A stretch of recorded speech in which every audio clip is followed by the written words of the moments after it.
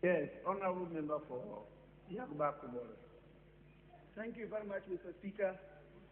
Mr. Speaker, I rise to comment on the motion submitted to this House requesting that an amount of 646,637,879.74 be approved for certain roads to be constructed throughout the country.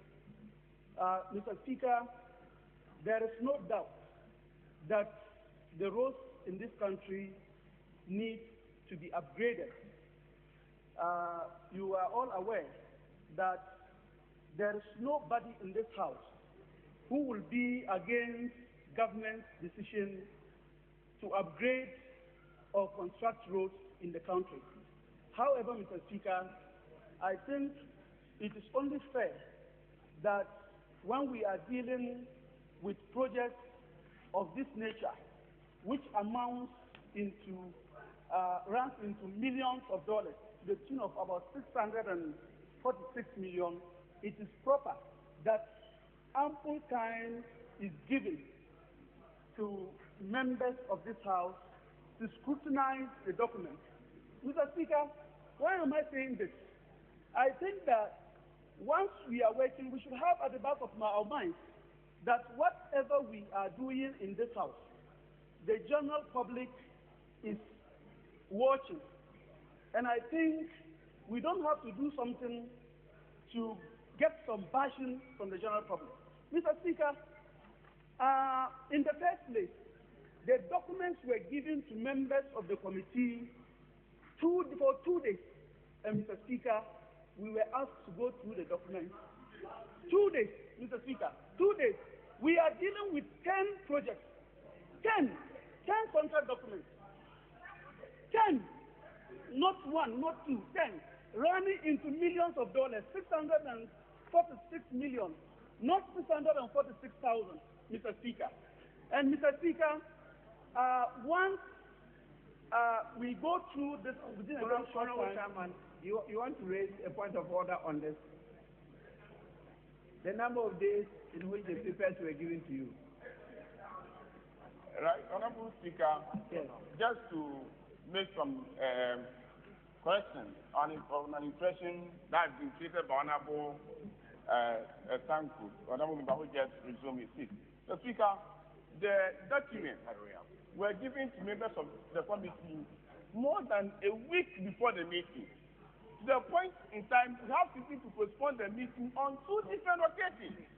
So I'm surprised for him to say that he was given the document just 2 weeks to the meeting. That can't be correct. This meeting, Mr. Speaker, was postponed 2 consecutive times. So it can't be 2 days. 1 week to the meeting. Thank you, Mr. Speaker. Mr. Speaker, the chairman of the committee will bear with me. There were instances where documents were made available to him, but they were only made available to the committee after some days. Mr. Speaker, I want to assure this House that these documents were given to us 2 days. For 2 days, Mr. Speaker. 2 days. And these are very huge bulk documents. And we have to go through the documents, scrutinize them, and do a proper report that will represent the interest of all of us. Mr. Speaker, if you look at the report, Mr. Speaker, page 12 of the report, Mr. Speaker, as already mentioned by the ranking member, some of the prices or the cost of the certain items in the bills of quantities are very ridiculous, Mr. Speaker. Mr. Speaker, for instance, if you look at page 12, and with your kind permission, I read. On the unit cost of photographs, which the committee deemed has been on the high side, the ministry explained to the committee that the unit rate for a set of photographs is within acceptable industry limits 5, and that the unit of measurement being abused for the teachers self-represented a collection of various teachers. Mr. Speaker, it is only fair. It is only fair that much as the minister is defending the report, it is only fair that he makes the cost available. Mr. Speaker, how can we snap a copy of a picture for $60? $60, Mr. Speaker. A copy of a picture for $60. And Mr. Speaker, if you go further, that is page 13 of the same report. It is, with your kind permission, I read, project support vehicles. The committee was informed that under the contract agreement, a number of vehicles, mainly pickups, would have to be purchased for project monitoring. The ministry assured the committee that the vehicles purchased are solely for monitoring the project and identifiable with the contract. Mr. Speaker, the contractors, the minister will bear with us that the contractors were in this country to do their own survey. And Mr. Speaker, we should be told the kind of vehicles that the contractors are earmarking for the supervision of the project. Mr. Speaker, how can we use $50,000 for one pickup, Mr. Speaker? And the cost of the project, the cost of that particular, the specific pickup is not mentioned. They didn't. At least it should be made known to us. We should know the kind of pickup they are going to buy. Mr. Speaker, on my part, I think that a lot has to be done on this document, contract document, and I think we have to be given ample time to be able to scrutinize the document so that we will submit a very good report to the benefit of all of us. Thank you, Mr. Speaker.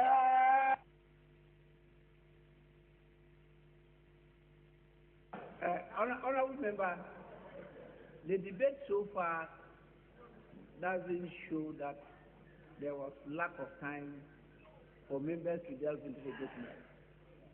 There's so much knowledge from members, and you're giving out so much which are not available in the report. Even the unit costs that you are talking about, they are not here. There are some documents that you have which are not before us, and you are referring to them. So I think there has been ample time for you to go through the document to know all this information you are giving us. It's just that maybe the committee did not capture all that in the report, but for lack of time or shortage of time, I think that the debate so far doesn't support that position. Yes, after you, it will be the minister. Yes, that is the guidance I got. After you, we'll go to the Minister for Roads and Highways. Yes. Thank you very much, Mr. Speaker. Mr. Speaker, the committee's report and the contract document gives so much to be desired.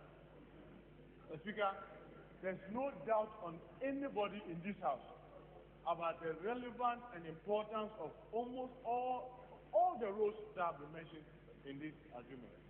Mr. Speaker, these are roads that we need like yesterday. But Mr. Speaker, my worry is, if I'm naked and I need clothes, you must not sell the clothes to me as if the cloth is a metal cloth. Mr. Speaker, the costing here is very worrying. And Mr. Speaker, because this has happened before, I would want to suggest, Mr. Speaker, that the approval be conditional, that it will be contingent on value for money audit on each of the projects, so that at least the true value of those roads could be what we'll be paying for. Because I want to believe that this amount of money, 646 million Ghana cedis, in my humble opinion, Mr. Speaker, can do far more than the 610 or 6,000, the number of kilometers or bridges that we intend to have. So, Mr. Speaker, one The committee in its own report said, Mr. Speaker, with your permission, page 11, paragraph 8.4, value for money, that the committee was informed value for money audit of the project will be undertaken by the Ministry of Finance and is on a condition precedent for the effectiveness of the contract. Mr. Speaker, if you go through each of the lots, there's not a single sentence in any of the documents that says this. So if the committee is saying, I'm saying that Ministry of Finance doesn't do value for money. Ministry of Finance authorizes people to do value for money. So, Mr. Speaker, my first contribution is that this thing, we must make it conditional that value for money will be done on each of the projects. Because, Mr. Speaker, if you look at some of the figures, it looks scary. For example, when you take lot 9 and you look at the offices and the camps that will be set up, when you put all the figures together, Mr. Speaker, it brings you to approximately 1.548 million Ghana cedis. Mr. Speaker, in dollars, this is equivalent to almost 7.5 million Ghana cedis. Mr. Speaker, when you go to the Smith building, the affordable housing, each block has 8 apartments. When you look at the value they are looking for it, each apartment of 2 bedrooms is selling averagely 300,000 Ghana, meaning a whole block is about 2.4. This camp that is going to be set alone is equivalent to 3 blocks of this street affordable housing. How can this be real? What is going to be in that camp that must cost this much? So when you go through the lots, by the time you put all the 10 lots together, out of this 646 million, Mr. Speaker, we are spending close to almost $10 million of it just setting up camps. Mr. Speaker, this cannot be real. I'm pleading that we are dealing with a group that are going to do this work as turnkey. It is not going to be like you are going to advertise for others to bid and what have you. It's a turnkey. The moment we finish this and we just give the okay, we've committed ourselves. And they will do it and demand their money. So, Mr. Speaker, my view is that we must take the issue of value for money very seriously. Other than that, we will be shortchanging our own people on behalf of Sino-Hydro. Because, Mr. Speaker, if you look at the document, there's nowhere, looking at the quantum and the magnitude, Attorney General's office has not given any advice. Mr. Speaker, I think that this House and all of us as a country must know that many times we enter into this agreement without the Attorney General's office involvement. But when there are challenges, now we ask them to go and defend us. When we started, we didn't bring them in. Mr. Speaker, I think that as Parliament, we should make this one of the standard operating procedures here. When you are bringing such agreement and loans, let us get advice from the Attorney General, where they have a technical eye to look at it clause by clause. So where it is necessary, they will give an advice whether to proceed or not to proceed. Lastly, Mr. Speaker, if you look at Sino-Hydro, nowhere in all these documents have anybody mentioned their capability or something they've done elsewhere. Yet we are committing this quantum of growth to these individuals. Mr. Speaker, with the greatest of respect, we have so many living examples of how we have contracted Chinese to do something and its end result. I'm not in any way saying that they've not done one or two other things good, but the practice is that when you are dealing with a Chinese company, you need to be more diligent and more careful, because once you get the contract and it's signed, they will be holding you by your tail for you to fulfill your part of their agreement, when sometimes it's very difficult for them to fulfill their part of the agreement. So, Mr. Speaker, we on this side have no doubt on our mind how important these rules are. But I just want to draw the Minister's attention, Mr. Speaker, when you take the committee's report, and that's Lot 2, it is so loud. It is very, very, very loud, Mr. Speaker. If you look at page 5, you go to the Kumasi city, and you pick all the sub-metros, and you loudly exclude Asawasi. You loudly exclude Asawasi.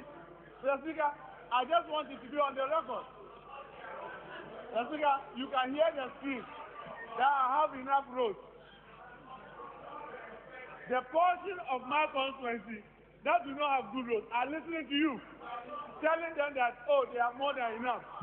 Mr. Speaker, I think that equity. I won't demand that if you are giving Menyah 11 kilometers, to say that Asawasi must also get, but to give minimum here is 6.29 kilometers and 0 for Asawasi in the same city. In the same city. I think that the Minister of Roads will take this comment very seriously, so that I know I've spoken to him. Oh. The Vice Minister says, I should wait for phase 2. We are in the city together. It is only equitable that while the massive things are happening somewhere, at least something little will also be happening in my constituency. Mr. Speaker, on a more serious note, I think that this is a very important agreement. This is a very important project that we want to embark. But Mr. Speaker, I think the Minister and our colleagues opposite should agree with us that our approval should be conditioned on value for money on each of the projects. That the value for money will be submitted to this House for us to be sure that those things are done. With this, Mr. Speaker, I want to thank you for the opportunity to contribute to the statement. Thank you very much. Honorable Minister for Roads and Highways.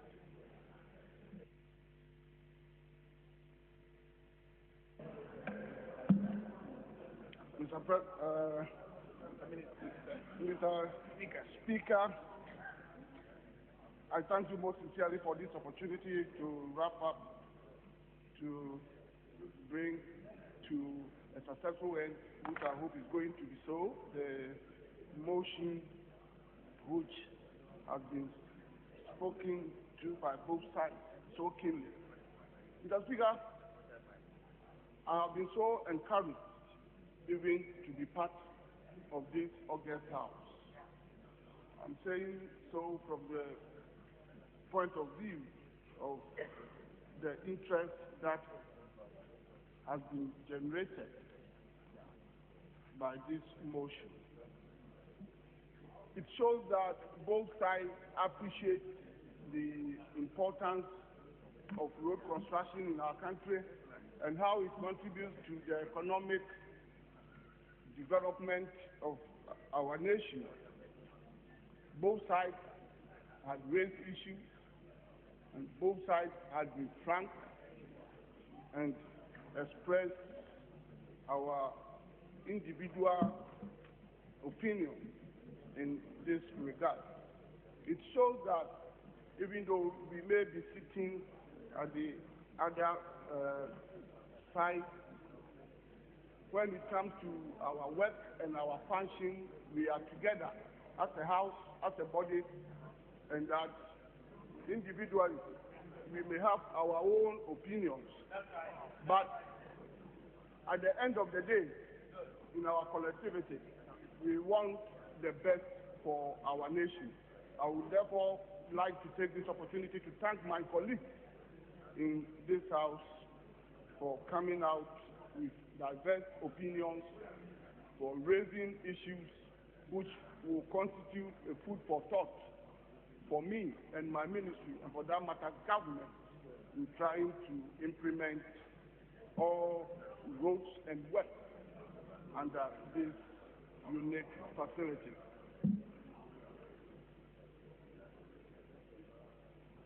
Honorable Speaker, I would want to put in correct perspective two things: the critical nature of our roads as at now, and the importance of approving this facility to enable us work come 1st January 2019, when we start dispersing this first phase of the facility, amounting to a little over 646 million as part of the entire facility amount of $2 billion United States dollars, which will be taken in tranches, and this is going to be the first tranche.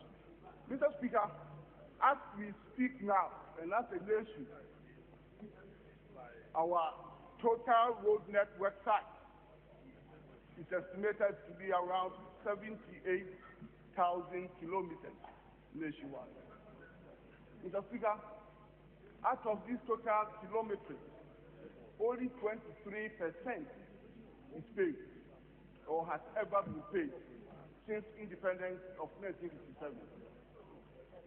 We still have 77% of our road network, a total of, as I've already said, little over 78,000 kilometers unpaid.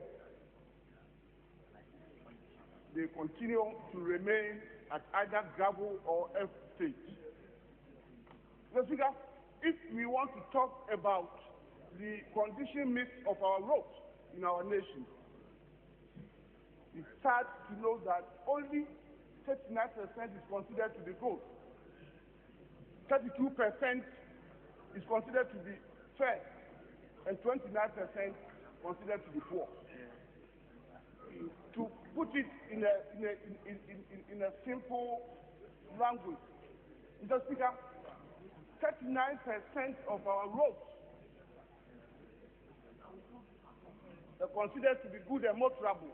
61% are in a terrible or is in a terrible situation, because there's no difference between fair and good. This is the critical nature of our roads as at now, a country that's a little over 61 years of independence. And, Mr. Speaker, this therefore calls for a systematic and different approach of dealing with our road sector. That's why it is refreshing that, for once, we are thinking outside the box to bring in this facility to help in addressing this issue. Mr. Speaker, I have taken note of all the pieces of advice and concerns raised by my colleagues. Question of value for money. Yes, it's important. Our people should not be allowed to be shorting. Our people must have value for money, whether we are constructing roads being undertaken by our local contractors or foreigners.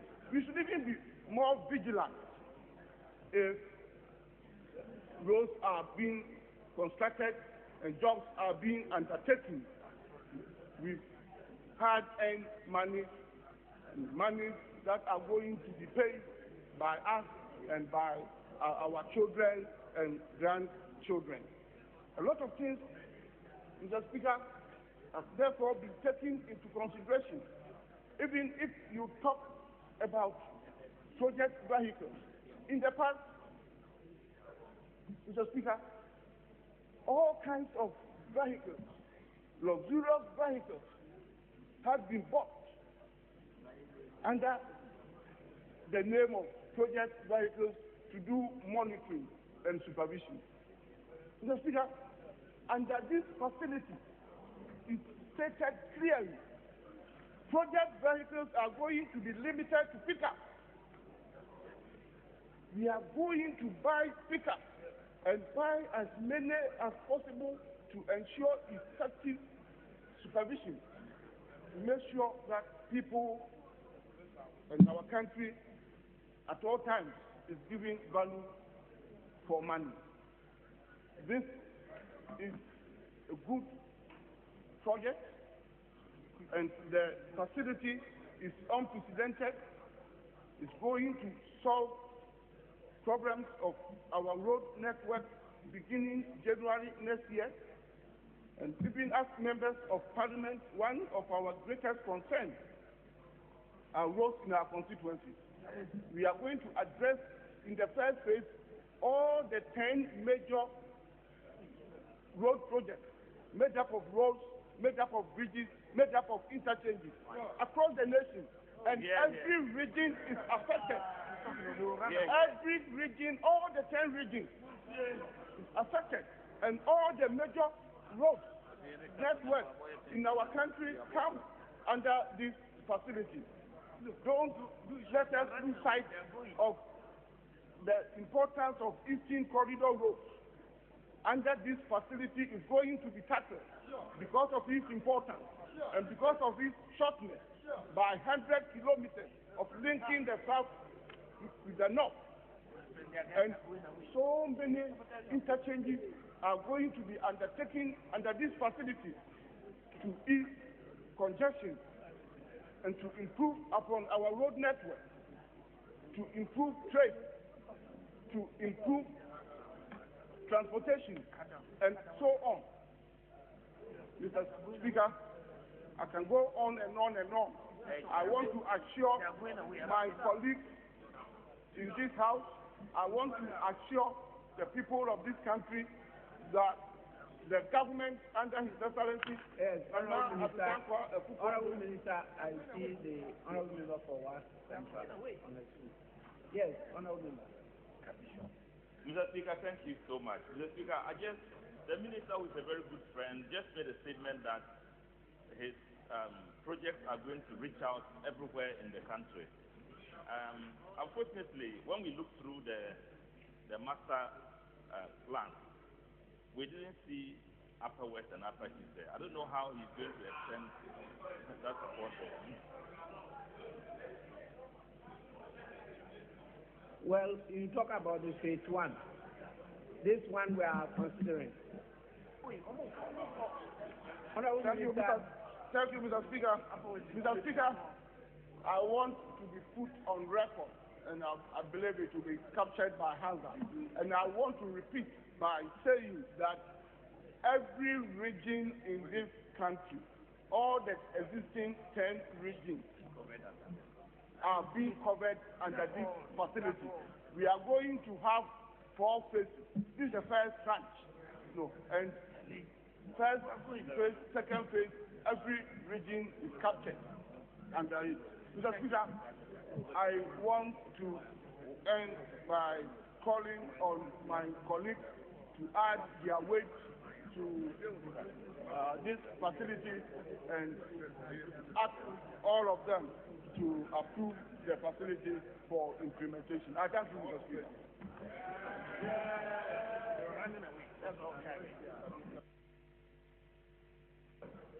Honorable members, the debate has been concluded, and at the conclusion of the debate, I will put a question. And the question is that those in favor of the motion, say aye.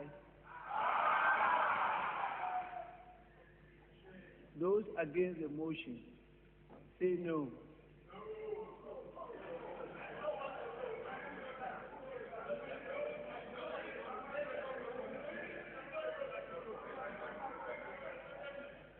The ayes have it. The motion is accordingly adopted.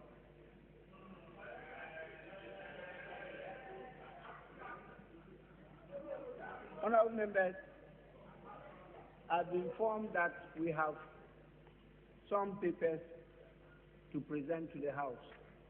Yes, Deputy Majority Leader. Thank you very much, Mr. Speaker. Mr. Speaker, item number 17 is a resolution that flows from the motion that has been taken. The one you just put a question on the Sino Hygiene. So that's You want us to take the resolution? Rightly so, Mr. Speaker. Are you sure? Rightly so. Thank you very much.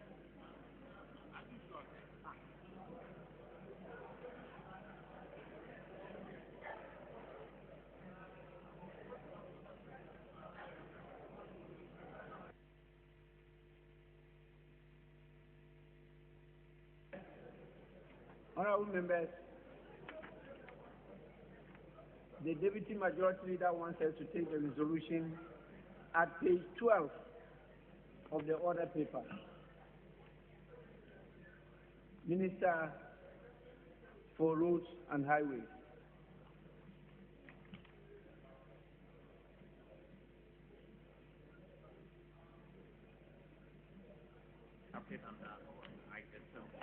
Mr. Speaker, I move that the resolution as captured item 17, the page 12 be adopted. I so move. Mr. Speaker.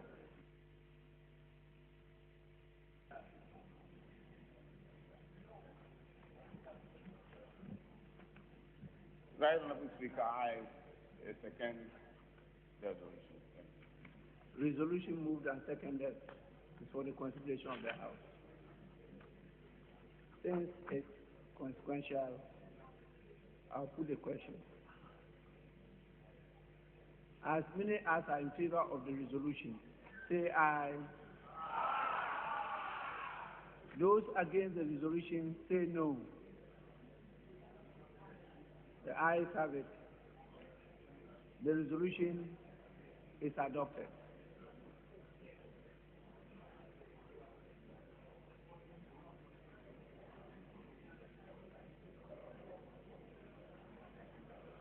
Yes, Deputy Majority Leader.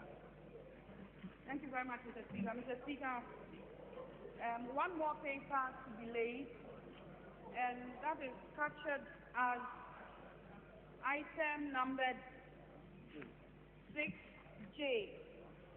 And Mr. Speaker, the report is the report of the Committee on Youth, Sports and Culture, and not the Committee on Gender and Children, Mr. Speaker.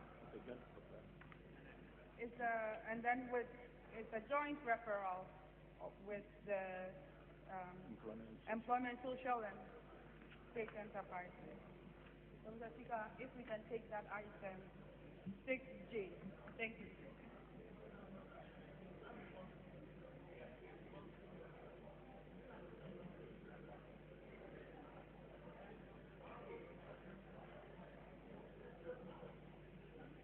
Honorable members, page 6, item 6J, Chairman of the Committee.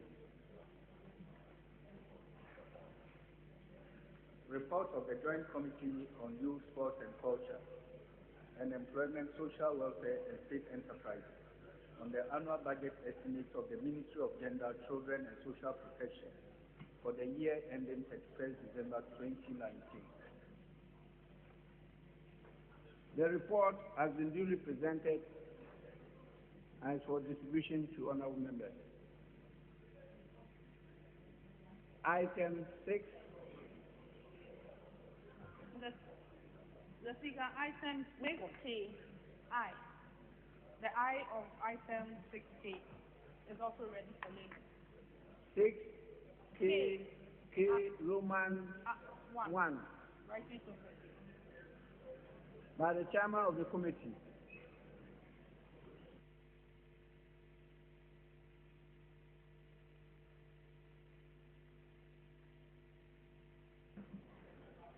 Item 6K, Roman 1. Chairman of the Committee. Report of the Committee on Employment, Social Welfare and State Enterprise on the annual budget estimates of the National Labour Commission for the year ending 31st December 2019. The report has been duly presented and for distribution to honorable members. Are we taking 6K Roman 2? Is it ready?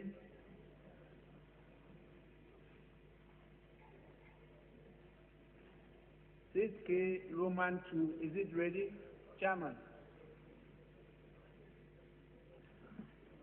Thank you, Mr. Speaker. Mr. Speaker, that is not ready there, B, but I would, once I have an opportunity for the record, if I may correct the J, Mr. Speaker, it must read report of the Joint Committee on Youth, Sports and Culture and Employment, Social Welfare. That has been corrected. But the tail end of it, it still says the Ministry of Gender, Children and Social Protection, but it should be the Ministry of Employment and Labor Relations. Thank you, Mr. Speaker. A Ministry of Employment and Social Honourable members, Labor Relations and Youth and Sport. the report that has been laid as 6J should read report of the Joint Committee on Youth, Sports and Culture and Employment, Social Welfare and State Enterprises on the annual budget estimates of the Ministry of Employment, Labor Relations and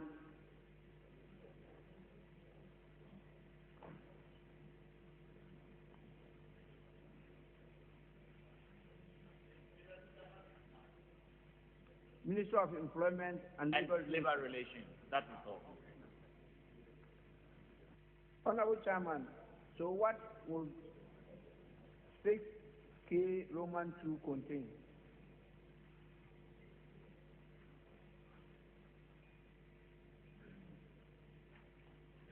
Mr. Speaker, I said that the 6KI is what we laid. Mr. Speaker, that one is not before the House now, the two. The two is not before the House, and we are not ready with that report yet. Thank you. Thank you. Now.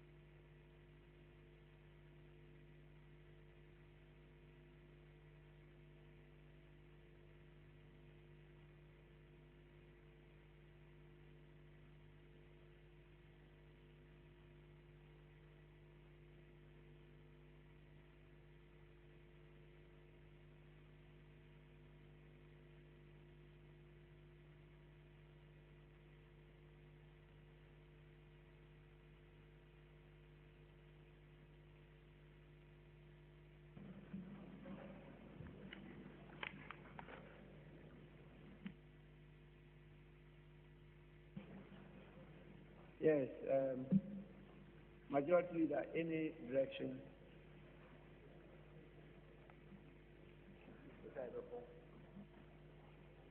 Oh, Deputy Majority Leader, yes.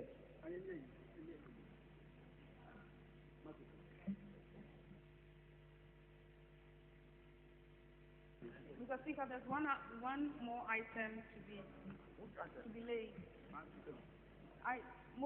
Item number 7 on the order paper. Thank you.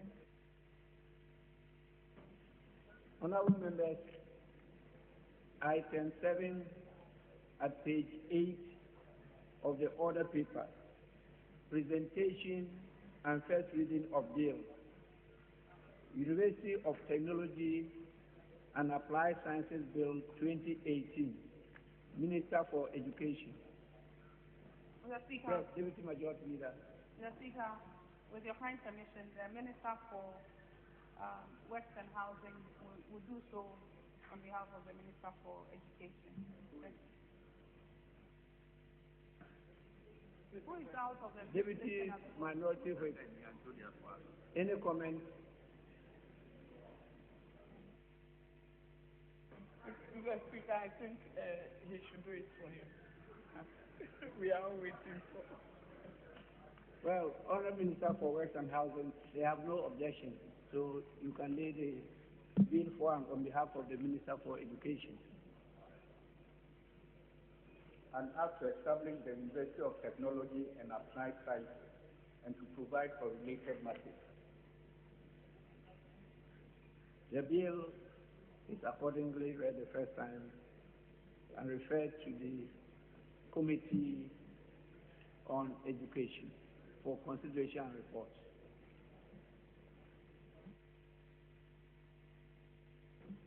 Majority Leader. Any indication? Mr. Speaker, the business for today seems exhausted. Sorry? The business for whose doorstep? From the sense of the House, I can see that we're all ready for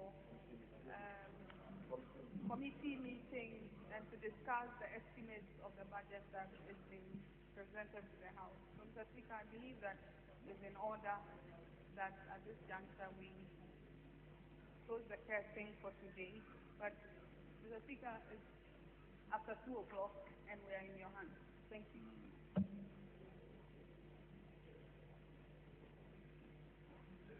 Honorable members, it being 3 minutes to 3 in the afternoon, I want to accordingly adjourn the House to tomorrow, Tuesday, at 10 o'clock in the forenoon. The House is adjourned.